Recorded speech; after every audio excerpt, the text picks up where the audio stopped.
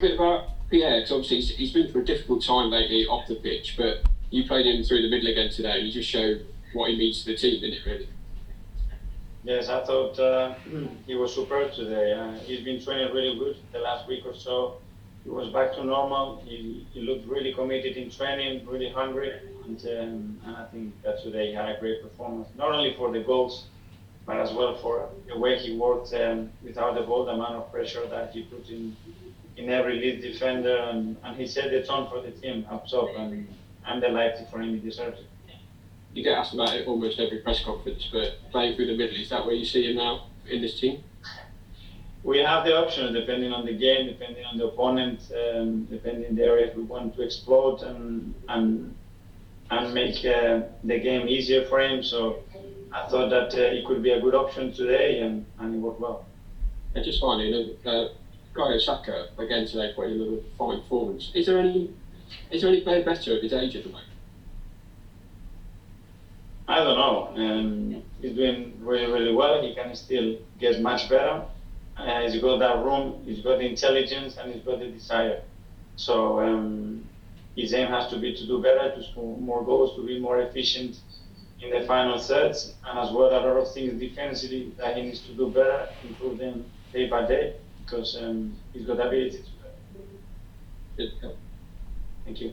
Aubameyang to come back today and to score the hat-trick, what does that mean, not just for today, but for your season, to get him back in, exploding into the team and hitting the ground running? What does it mean for him and the team? Well, we know that a big part of our future success is related to Oba being at his best and scoring as many goals as possible. If he's at that type of form, we're going to be closer to winning football matches, that's clear. And we cannot just rely on him, but he's a big piece of our puzzle. And you saw today again that when he's firing, he's a very difficult player to play against.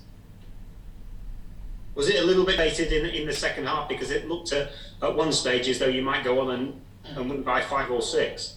It was a great first half to play the way we've done against this opponent, how difficult they make it, how organized they are.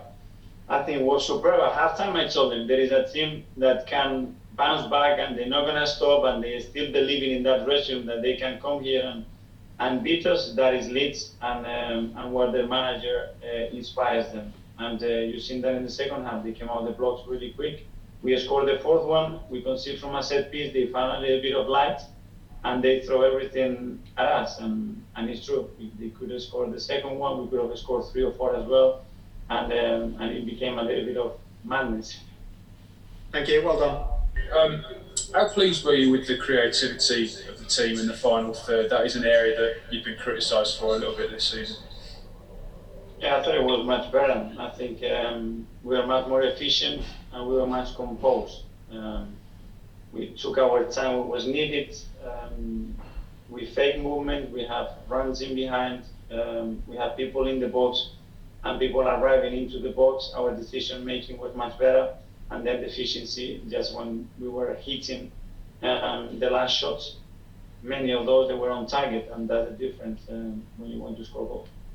And just on VAR, I know you asked about it all the time, but are you kind of clear in your own mind about what constitutes a penalty these days? Because we don't really know.